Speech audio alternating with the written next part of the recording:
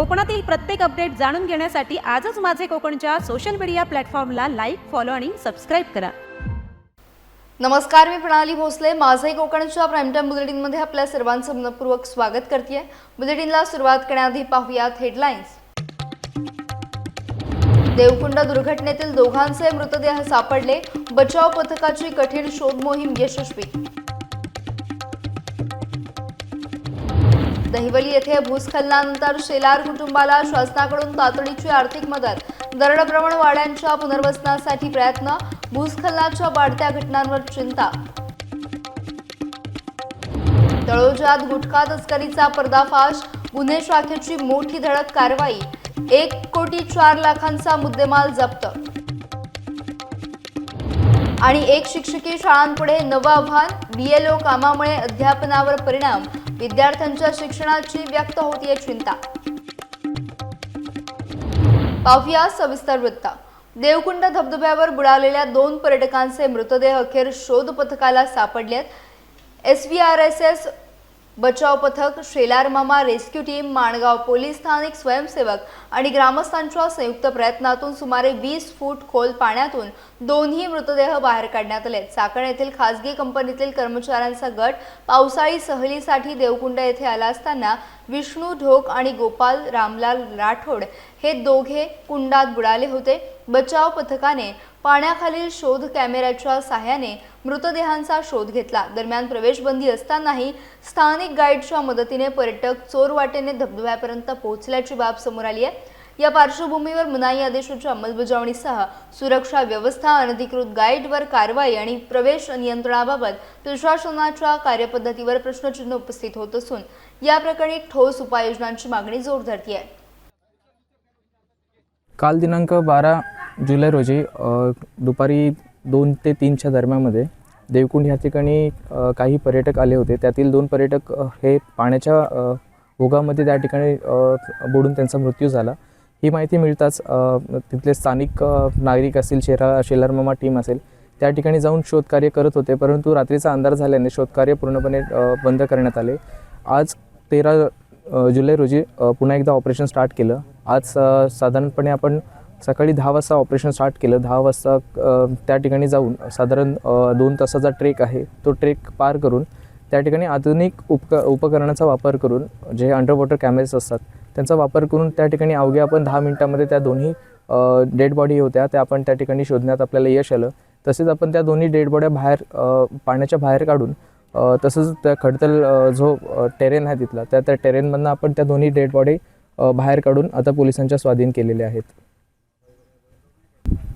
जेणेकरून जे आपण पर्यटकसाठी कुठेही जात असतो, निसर्गाचं भान राखून आपल्या स्वतःची काळजी घेतली पाहिजे. येणाऱ्या प्रत्येकाने कुठेही आपला स्वतःचा जीव धोक्यात घालू नये हे प्रयत्न प्रत्येकाने केले पाहिजेत. आणखीन निसर्गाचा आनंद जरूर घ्या, पण असे अपघात होऊ नये याची काळजी पर्यटकांनी घ्यावी. रत्नागिरी जिल्ह्यातील खेड तालुक्यातील दहिवली येथे 6 जुलै रोजी झालेल्या भीषण भूस्खलनानंतर शेलार कुटुंबाला शासनाकडून तातडीची आर्थिक मदत देण्यात आली आहे. या दुर्घटनेत 5 घरांवर दरड कोसळली होती. त्यापैकी एक घर पूर्णपणे दरडीखाली गाडलं गेलं आणि शेलार कुटुंबातील दोघांचा दुर्दैवी मृत्यू झाला होता. या पार्श्वभूमीवर खेडचे आमदार तथा राज्याचे गृहराज्यमंत्री योगेश कदम यांनी शेलार कुटुंबियांची भेट घेऊन त्यांचे सांत्वन केले. यावेळी मृतांच्या वारसांना प्रत्येकी 4 लाख रुपये तसेच घर बांधण्यासाठी 2.5 लाख रुपये अशी एकूण 10.5 लाख रुपयांची आर्थिक मदत प्रदान करण्यात आली. यावेळी मंत्री योगेश कदम यांनी अतिवृष्टीमुळे खेड तालुक्यात भूस्खलनाच्या घटनांमध्ये वाढ होत असल्याबाबत चिंता व्यक्त केली. दरडप्रवण भागात राहणाऱ्या नागरिकांच्या सुरक्षिततेला सर्वोच्च प्राधान्य देण्यात येईल असे त्यांनी सांगितले. तसेच धोकादायक वाड्या आणि वस्त्यांचे कायमस्वरूपी पुनर्वसन करण्यासाठी शासन स्तरावर आवश्यक प्रयत्न करण्यात येतील अशी ग्वाही देखील त्यांनी दिली. तालुक्यामध्ये दहिवली या ठिकाणी दुर्घटनाग्रस्त कुटुंब जे आहे त्या कुटुंबियांना शासनाच्या वतीने घराच्या समोर त्यांच्या आपण जवळपास 2,60,000 रुपये आणि जे मयत झालेले आहेत त्यांच्या कुटुंबियांना त्याचबरोबर आपण 8 लाख रुपयाची मदत अशी आपण दिलेली आहे. जवळपास 10.5 लाख रुपयाची मदत शासनाच्या वतीने त्या कुटुंबियांना आपण केलेली आहे आणि अजून वाढीव मदत कशा पद्धतीने देता येईल असा आम्ही प्रयत्न करतो आहे. नक्कीच त्यांचं झालेलं नुकसान आहे ते आम्ही भरून काढू शकत नाही, परंतु या आर्थिक मदतीने नक्कीच त्यांच्या कुटुंबियांना एक आर्थिक आधार मिळेल आणि त्यांचं कुटुंबियांचं आणि घराचं जे नुकसान झालेलं आहे पुन्हा भरून काढण्यासाठी त्यांना ह्याची मदत होईल. मगाशी गोठेवाडी येथे आपण पाहणी केली आहे. मगाशी अधिकाऱ्यांशी काय सूचना आपण दिल्या? चिंचोली गोठलवाडी येथे मी पाहणी केलेली आहे आणि कसं ही घटना जरी दहिवलीमध्ये घडलेली असली तरीसुद्धा याही अगोदर ह्याचा मी आढावा घेत असताना सूचना केलेल्या आहेत. कायमस्वरूपी पुनर्वसन हा ह्याला मला वाटतं शेवटचा पर्याय आहे आणि कायमस्वरूपी पुनर्वसन करायचं असेल तर पहिल्यांदा जागा निश्चित करावी लागेल. जागा निश्चित करण्यासाठी ती जनतेच्या आणि लोकांच्या म्हणजे त्यांना जी जागा अपेक्षित आहे तीच जागा निवडणं हे अपेक्षित आहे आणि मला वाटतं पहिल्यांदा ती जागा निवडणं, ती जागा कुठे आहे हे शोधून काढणं आणि त्या ठिकाणी पहिल्यांदा आपण शासनाच्या जागेचा पर्याय समोर ठेवतो, त्यानंतर खाजगी जागेचा पण पर्याय समोर ठेवतो. हे दोन्ही पर्याय आपण समोर ठेवून पुनर्वसन कसं करता येईल अशा आम्ही प्रयत्न करतो. ह्याच्यामध्ये एक तात्पुरता उपाययोजना आणि कायमस्वरूपी उपाययोजना अशा दोन उपाययोजना असतात. नागरिकांना आम्ही एवढंच सांगू की अजूनपर्यंत ही पावसाची सुरुवात आहे. एल निनोच्यामुळे कदाचित पावसाचा यावेळेस कमी असला असा अंदाज आहे, परंतु अतिवृष्टी होऊ शकते. ज्या ज्या वेळेला आपला इशारा दिला जाईल त्या त्यावेळेला आपण तात्पुरतरित्या आपण स्थलांतरित व्हावं. कायमस्वरूपी ज्या वाड्या धोक्यामध्ये आहेत असं शंका वाटत आहे त्या ठिकाणची कायमस्वरूपी पुनर्वसन करण्यासाठीचा आम्ही तिथे प्रस्ताव आम्ही तयार करतोय. त्याला नागरिकांनी देखील सहकार्य करावं. कधी कधी असं होतं की नागरिक स्थलांतरित होण्याकरता विरोध करत असतात की आम्हाला गाव सोडून द्यायचं नाही किंवा वाडी सोडून द्यायचं नाही असा तिथे करायची कधी कधी मागणी असते. तर थोडंसं याच्यामध्ये आपल्याला दोन्ही बाजू समजून घेऊन हे पुनर्वसन करण्याचा मी प्रयत्न करतोय. नवी मुंबईच्या तळोजा परिसरात गुन्हे शाखा कक्ष 1ने प्रतिबंधित गुटखा तस्करी विरोधात मोठी कारवाई करत तब्बल 1,04,00,000 रुपयांचा मुद्देमाल जप्त केला. बाटलीवाला कंपाऊंड येथे आयशर ट्रकमधून 2 छोट्या हत्ती वाहनांमध्ये प्रतिबंधित गुटखा भरला जात असल्याची माहिती मिळाल्यानंतर पोलिसांनी छापा टाकत 3 आरोपींना ताब्यात घेतलाय. या कारवाईत 64,60,000 रुपयांचा प्रतिबंधित राजनिवास पान मसाला तसेच वाहतुकीसाठी वापरण्यात आलेली एक आयशर ट्रक आणि 2 छोट्या हत्ती वाहने जप्त करण्यात आले. मुख्य आरोपी करण साळुंखे याच्या विरोधात नवी मुंबई आणि ठाणे परिसरात गुटखा तस्करीसह गंभीर स्वरूपाचे 8 गुन्हे दाखल असल्याची माहिती पोलिसांनी दिली. प्राथमिक तपासात हा गुटखा मध्य प्रदेशातून आणून मुंबई आणि नवी मुंबईत वितरित केला जात असल्याचं निष्पन्न झालं असून तळोजा पोलीस ठाण्यात गुन्हा दाखल करण्यात आला. आरोपींना 5 दिवसांची पोलीस कोठडी सुनावण्यात आली असून पुढील तपास गुन्हे शाखा कक्ष 1 करत आहे. पेण नगर परिषदेतील घंटा गाडी आणि सफाई कामगारांनी आजपासून काम बंद आंदोलन सुरू केले आहे. सुमारे महिनाभरापूर्वी मुख्याधिकारी, ठेकेदार आणि आरोग्य सभापती यांच्यासोबत झालेल्या बैठकीत 8 दिवसात सर्व प्रश्न सोडवण्याचे आश्वासन देण्यात आले होते. मात्र अद्याप कोणत्याही मागणीवर तोडगा निघाला नसल्याचा आरोप करत कामगारांनी प्रॉव्हिडंट फंडाची रक्कम न भरल्याचा, मयत कामगारांच्या वारसांना मदत न मिळाल्याचा, कामावरील अपघातग्रस्तांना नुकसान भरपाई न दिल्याचा तसेच किमान वेतन लागू न केल्याचा मुद्दा उपस्थित करत हे आंदोलन पुकारले. आंदोलनापूर्वी संबंधित विभागांना पत्रव्यवहार करून मागण्या कळवण्यात आल्याचं देखील सांगण्यात आलं. मागण्या मान्य होईपर्यंत आंदोलन सुरू ठेवण्याचा इशारा कामगारांनी दिला असून महाराष्ट्र नवनिर्माण कामगार सेनेचे जिल्हाध्यक्ष बाळाशेठ पाटील यांनी न्याय मिळेपर्यंत सफाई कामगारांच्या पाठीशी ठाम राहण्याची भूमिका व्यक्त केली. माझं एकच सांगणं आहे की जो आमचा ठेका आहे आणि ठेकेदार वसई विरारचा ठेकेदार आहे.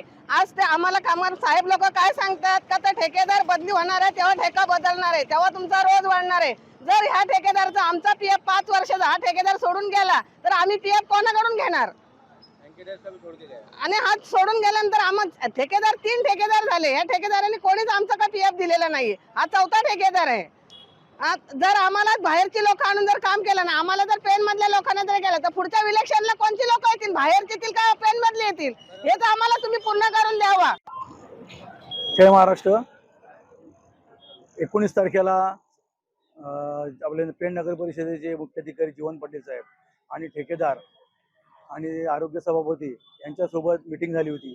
त्या मीटिंगमध्ये 8 दिवसामध्ये आम्ही सर्व तुमचे जे काही प्रश्न आहेत ते प्रश्न आम्ही सोडवू असं आश्वासन देण्यात आलं होतं. परंतु आज दिनांक 14 झाली तारीख, आता 1 महिना पूर्ण होत आला तरी पण अद्यापपर्यंत कुठल्याही प्रकारचा तोडगा नाही आहे, कुठल्याही प्रकारचं उत्तर त्यांच्याकडून आलेलं नाही आहे.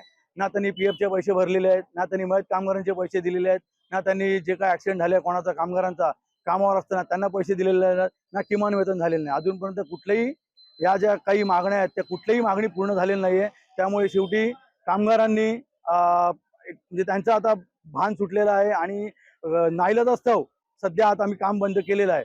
आणि या काम बंद करण्यापूर्वी आम्ही जे काही शासकीय जे काही पत्रव्यवहार करायचा आहे, नगर प्रशासन असेल, नगरी विकास असेल, कामगार आयुक्त असेल किंवा लोकायुक्त असेल, या सर्व ठिकाणी आम्ही पत्रव्यवहार केलेला आहे. त्याच्यामध्ये सर्व नमूद केलेलं आहे की या सर्व मागण्यांसाठी आम्ही काम बंद केलेलं आहे. आज 13 जुलै आम्ही काम बंद केलेलं आहे, कारण आम्हाला अजूनपर्यंत पगार वाढ झालेली नाही. आम्ही जेवढ्या मागण्या मागितलेल्या आहेत ते 1 वर्ष झाले अजून रखडून ठेवलेले आहेत. प्रशासनाने रखडून ठेवलेले आहेत, ठेकेदारांनी रखडून ठेवलेले आहेत. PF अर्धा भरतात, आमचा PF आम्हालाच देतात. PF ठेकेदाराचा पडत नाही आणि पेमेंट पण अजूनपर्यंत वाढला नाही. 19 तारीख गेल्या वर्षीची 2025 मध्ये पहिली मीटिंग झालेली शिवोन बरोबर, पण अजूनपर्यंत पगाराचा काही कोणी विषय घेत नाही वाढवण्याचा, म्हणून आज आम्ही काम बंद ठेवलाय. याबाबत आज जे ठेकेदाराकडे कर्मचारी आहेत, घंटागाडी कर्मचारी आहेत, यांनी आज काम बंद आंदोलन केलं. त्यामुळं आपला शहरातला दररोजचा कचरा उचलण्याचं काम प्रभावित झालं. ह्याबाबत आत्ता आंदोलक, त्याप्रमाणे संघटनेची माणसं आणि नगराध्यक्ष मॅडम, मुख्याधिकारी आणि आमचे इतर अधिकारी यांची आता बैठक झाली. त्याच्यामध्ये त्या ज्या कामगारांच्या मुख्य मागण्या होत्या की वेळेवर पगार होणं, त्यांना सुरक्षा साधनं पुरवणं, त्याचप्रमाणे त्यांचा PFचा जो इश्यू होता की ठेकेदारांनी त्यांचं PFचं जे अमाऊंट आहे, ती कॉन्ट्रीब्युशन आहे, ते त्यांनी भरलं नाही अशी जी तक्रार होती. त्याचप्रमाणे काही मयत कामगारांचा त्यांना भरपाई देण्याबद्दलचा विषय असेल किंवा जे गंभीर आजारी किंवा ॲक्सिडेंट झालेले कर्मचारी आहेत त्यांना नुकसान भरपाई मिळण्याचा विषय, असे मुख्य विषय होते. त्याबाबत त्यांचं पेमेंट तर वेळेवर आता होत आहे, तसंच त्यांना सुरक्षा साधने ही मागच्या आठवड्यात पुरवलेली आहे. फक्त राहिला विषय PFचा, तर त्याबाबत नगरपालिका आता कॉन्ट्रॅक्टरला एक खरमरीत पत्र देऊन त्याबाबत त्याचा खुलासा येत्या 8 दिवसात मागून घेत आहेत. त्याचप्रमाणे इतर 2 विषयांचा, आणि तो 8 दिवसात जर त्यांनी खुलासा किंवा चलन भरल्याचं, PF भरल्याचं जर योग्य खुलासा आला नाही, तर त्याचं जे बिल आहे किंवा त्याचं जे मंथली आपण बिल पेमेंट करतो त्यातून ती सदरची अमाऊंट वेगळी करून ते कर्मचाऱ्यांचं किंवा कामगारांचं PF आहे हे भरलं जाईल.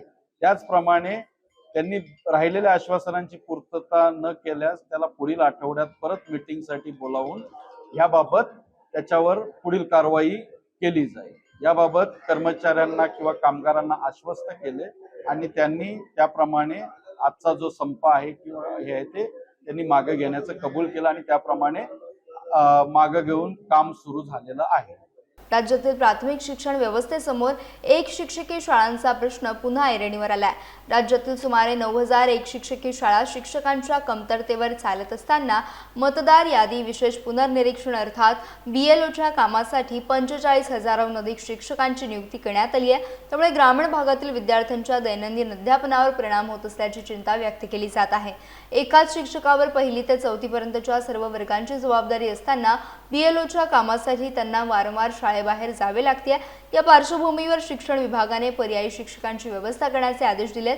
दरम्यान शिक्षक संघटनांनी महसूल विभागासह इतर विभागातील कर्मचाऱ्यांची BLO म्हणून नियुक्ती करावी आणि किमान एक शिक्षकी शाळेतील शिक्षकांना या कामातून वगळावे अशी मागणी केली आहे. या विषयावर शिक्षक आमदार ज्ञानेश्वर म्हात्रे यांनीही आपली भूमिका स्पष्ट केली.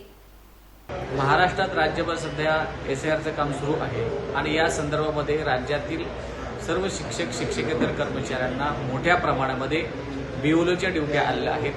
या संदर्भामध्ये मी राज्य शासनाकडे अधिवेशनामध्ये जे पावसाळी अधिवेशन झालं त्या अधिवेशनामध्ये प्रश्नसुद्धा उपस्थित केला होता की जर का मोठ्या प्रमाणात जर शिक्षक हे BLOच्या ड्युटीवर जर गेले तर विद्यार्थ्यांचं शैक्षणिक नुकसान होणार आणि विद्यार्थ्यांचे शैक्षणिक नुकसान झालं तर ते भरून कशा पद्धतीमध्ये निघणार. म्हणून शासनाला मी विनंती केली होती की कमीत कमी शिक्षकांना BLOच्या ड्युट्या द्याव्या. काही ग्रामीण भागात जिल्हा परिषदेच्या शाळा आहेत त्या ठिकाणी एक शिक्षकी शाळा आहे. जर तो एक शिक्षक BLOची ड्युटीचं काम करायला जर गेला तर त्या ठिकाणी शाळा भरणार कशी आणि त्या विद्यार्थ्यांना शिकवणार कसं, या संदर्भात सुद्धा मी माननीय शिक्षण मंत्री दादाजी भुसे यांच्याशी बोललेलो आहे. लवकरच त्याच्यावरती बैठक होईल आणि तोडगा निघेल जेणेकरून ज्या आशा वर्कर आहेत किंवा अंगणवाडी सेविका आहेत त्यांना हे काम द्यावं आणि शिक्षकांना फार कमी प्रमाणामध्ये द्यावं. त्याचबरोबर एक शिक्षकी ज्या ठिकाणी शाळा असेल त्या ठिकाणी हे काम देऊ नये अशा प्रकारची विनंती मी शासनाला करणार आहे. आणि जास्तीत जास्त समजा एखाद्या शाळेमध्ये 10 शिक्षक असतील तर 1 किंवा 2 शिक्षकांना ते काम द्यावं. कारण हे बिओलोचं काम वर्षानुवर्ष मोठ्या प्रमाणामध्ये करावं लागतं आणि ते करण्यासाठी आमचा नकार नाही, आम्ही ते करतोच. पण सगळेच्या सगळे शिक्षक जर त्या कामासाठी जुंपले तर विद्यार्थ्यांचे शैक्षणिक नुकसान होऊ शकते. या गोष्टीवरती शासन निश्चितपणे दखल घेईल असं मला या ठिकाणी विश्वास आहे. राज्याचे महसूल गृहराज्यमंत्री नामदार योगेश कदम यांच्या मातोश्री व शिवसेना नेते तथा माजी विधानसभा विरोधी पक्षनेते रामदासभाई कदम यांच्या पत्नी ज्योती रामदास कदम यांना नुकताच महाराष्ट्र राज्याचा मानाचा समजला जाणारा छत्रपती शिवाजी महाराज वनश्री पुरस्कारांतर्गत कोकण विभागातून प्रथम क्रमांकाचा पुरस्कार प्रदान करण्यात आला. या निमित्ताने रोटरी क्लब खेड, रोटरी प्रतिष्ठान खेड व rotary English medium school Khed यांच्यामार्फत जोरदार अभिनंदन करण्यात येत आहे. रोटरी क्लब खेड, रोटरी प्रतिष्ठान खेड व rotary English medium school Khed यांच्यातर्फे ज्योती रामदास कदम यांच्या अभिनंदनाचे बॅनर खेड शहर आणि परिसरात अनेक ठिकाणी लावून शुभेच्छा दिल्या जात आहेत. पोलादपूर तालुक्यातील सावित्री पात्रात साहसी पर्यटनाला नवे पर्व सुरू झाले आहे. नरवीर ॲडव्हेंचर या पर्यटन उपक्रमाचे उद्घाटन रायगड जिल्हा परिषद अर्थ व शिक्षण सभापती चंद्रकांत कळंबे यांच्या हस्ते उत्साहात पार पडले. या उपक्रमामुळे पोलादपूरच्या पर्यटन विकासाला नवी दिशा मिळणार असून स्थानिक रोजगाराच्या संधीही वाढण्याची अपेक्षा व्यक्त होती आहे.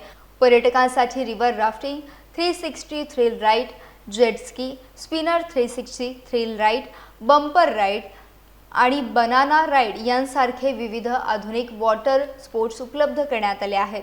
उद्घाटन सोहळ्याला नरवीर रेस्क्यू टीमचे संस्थापक रामदास कळंबे, शहर प्रमुख सुरेश पवार, युवा सेना तालुका अध्यक्ष विक्रम भिलारे, सरपंच विकास नलावडे, माजी सरपंच गणेश उतेकर, प्रमोद पार्टे तसेच विविध क्षेत्रातील मान्यवर, स्थानिक नागरिक आणि पर्यटक मोठ्या संख्येने उपस्थित होते. भविष्यात पोलादपूरची साहसी पर्यटन केंद्र म्हणून ओळख निर्माण होईल असा विश्वास यावेळी व्यक्त करण्यात आला. पर्यटन विकास करण्यासाठी या तालुक्यामध्ये अनेक स्कोप आहेत. कुडपण आहे, उंबरठ आहे, गांगुर्डीगड आहे, चंद्रगड आहे, ढवळ्यागड, कोंडवीगड आहे. अशी या ठिकाणी तालुक्यामध्ये अनेक पर्यटनस्थळं आहेत आणि सावित्री नदी हा सावित्री नदीचा मोठा प्रवाह आहे. या तालुक्यामध्ये कुठल्या प्रकारची इंडस्ट्री होऊ शकत नाही कारण डोंगराळ भाग असल्यामुळे. इथल्या तरुणांना रोजगार मिळण्यासाठी आम्ही मंडळी नरवीरच्या माध्यमातून प्रयत्न चालू आहे आणि म्हणून आज सावित्री नदीचं जे धरण आपलं आहे माझेचं, त्या धरणापासून खाली हे बोटिंगचा हा एक प्रकल्प नवीन आणलेला आहे पर्यटनामध्ये भर देण्यासाठी. याचसोबत कालच आमची पत्रकार बांधवाची एक कार्यक्रम झाला ते मी सांगितलं. या तालुक्यामध्ये शेतीसाठी आपण बांधावर जाऊन शेतकऱ्यांना जे पुरस्कार दिले, शेतकरी हा या देशाचा कणा आहे, तो लुप्त पावत चाललेला आहे.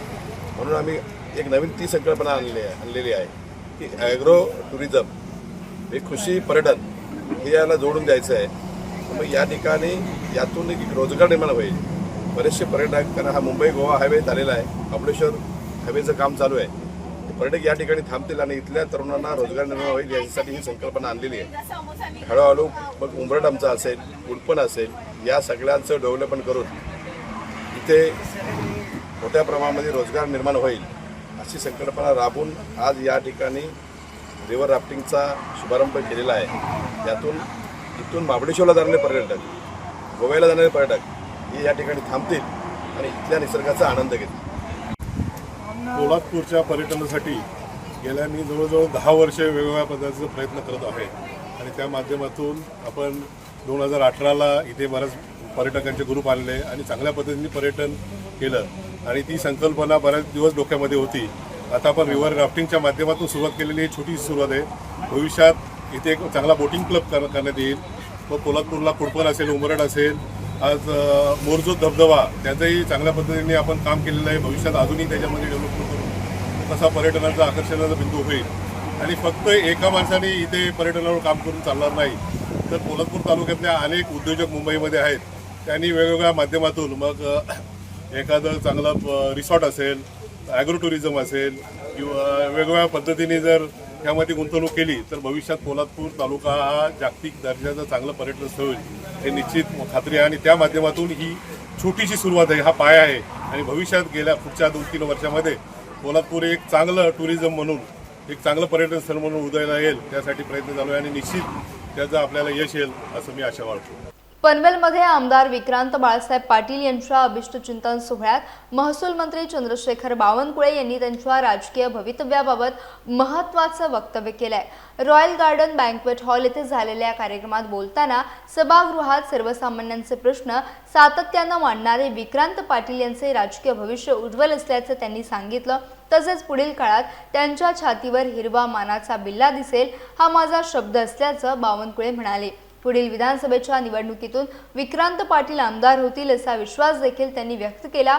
या सोहळ्याला आमदार योगेश टिळेकर, आमदार धैर्यशील कदम, जिल्हाधिकारी किसन जावळे, प्रांताधिकारी पवन चांडक, तहसीलदार मिनल भामरे भोसले, नरेंद्र पाटील, बाळासाहेब पाटील यांच्यासह विविध क्षेत्रातील मान्यवर आणि मुंबई, नवी मुंबई व पनवेलमधील लोकप्रतिनिधी मोठ्या संख्येने उपस्थित होते. विक्रांत पाटील सारखा एक कर्तव्यदक्ष दमदार युवा नेता महाराष्ट्राच्या राजकारणामध्ये अत्यंत सक्रियपणे खऱ्या अर्थाने समाजाच्या शेवटच्या व्यक्तीच्या कल्याणाकरता काम करतो आहे. आज आपण अशा व्यक्तिमत्वाचा वाढदिवस साजरा करतो आहे की ज्यांनी आपल्या कर्तृत्वाने आणि समाजसेवेच्या ध्यासाने एका तरुणासाठी, तरुण पिढीसाठी खऱ्या अर्थाने एक प्रेरणाचा दीप या ठिकाणी प्रज्वलित केला आहे. खरं तर विक्रांत पाटीलला शुभेच्छा देत असताना मला गोष्टीचा आनंद होतो आहे की आपण अशा व्यक्तिमत्वाला शुभेच्छा देण्याकरता आलो आहे जे व्यक्तिमत्व आज आपल्या जीवनातले 365 दिवसापैकी 18 तास रोज समाजाच्या शेवटच्या गरीब माणसाच्या कल्याणाचा विचार करतात. अशा व्यक्तीच्या कार्यक्रमाच्या व्यक्तीच्या अशा नेतृत्वाच्या वाढदिवसाला मी आलो आहे. पर्यावरण संवर्धनाचा संदेश देत रत्नागिरी जिल्ह्यातील खेड तालुक्यातील ऐनवली गावात एकाच दिवशी तब्बल 1000 वृक्षांची लागवड करण्यात आली. अनंत विभूषित जगद्गुरू रामानंदाचार्य नरेंद्राचार्यजी यांच्या प्रेरणेने देशभर 5 जुलै ते 19 जुलै दरम्यान राबवण्यात येत असलेल्या वृक्ष लागवड मोहिमेअंतर्गत हा उपक्रम पार पडला. रामानंद संप्रदाय आणि ग्रामस्थांच्या संयुक्त विद्यमाने आयोजित या मोहिमेत मोठ्या उत्साहात वृक्षारोपण करण्यात आले. कार्यक्रमाला खेडचे माजी नगराध्यक्ष तथा भाजप नेते वैभव खेडेकर यांनी विशेष उपस्थिती लावत स्वतः वृक्षारोपण केले. जगद्गुरू नरेंद्राचार्यजी महाराजांच्या संकल्पनेतून सुरू असलेल्या देशव्यापी मोहिमेत खेड तालुक्याने घेतलेला हा पुढाकार कौतुकास्पद असल्याचं त्यांनी सांगितलं. या उपक्रमामुळे ऐनवली परिसरात पर्यावरण संवर्धनाबाबत जनजागृती आणि उत्साहाचं वातावरण निर्माण झालं. यावेळी वैभव खेडेकर यांनी देखील आपल्या भावना व्यक्त केल्या. त्या कोकण विभागामध्ये जगद्गुरू रामानंदाचार्य नरेंद्रजी महाराज यांच्या माध्यमातून या कोकणामध्ये मोठ्या प्रमाणावरती वृक्षारोपणाचं काम चालू आहे आणि वृक्ष संवर्धनाचं देखील काम सुरू आहे. आज आम्ही ऐनवली गावामध्ये आहोत आणि या कोकण प्रांताचे प्रमुख दत्ताशेठ मोरे आणि समस्त गावकरी यांच्या माध्यमातून आज या ठिकाणी 1000 झाडं लावण्याचा त्यांचा उपक्रम आहे.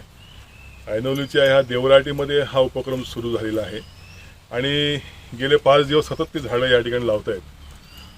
7 राज्यांमध्ये हा उपक्रम सुरू आहे. जवळजवळ 1,20,000 झाडं लावून झालेली आहेत आणि हा 5 तारखेपासून जुलैपासून सुरू झालेला हा कार्यक्रम 19 जुलैपर्यंत सुरू राहणार आहे. एकंदरीत पर्यावरण रक्षणाचा संदेश देण्याचं काम जगद्गुरू नरेंद्राचार्यजी महाराज या ठिकाणी करत आहेत. आध्यात्मिक वाटचालीमध्ये त्यांचा सहभाग मोठा आहेच. हिंदू धर्माचं काम वाढवण्यामध्ये त्यांचं देखील काम आहे, परंतु पर्यावरणाचं देखील संतुलन राखावं आणि जगाला एक चांगला संदेश द्यावा हा या वृक्षारोपणामागचा उद्देश आहे.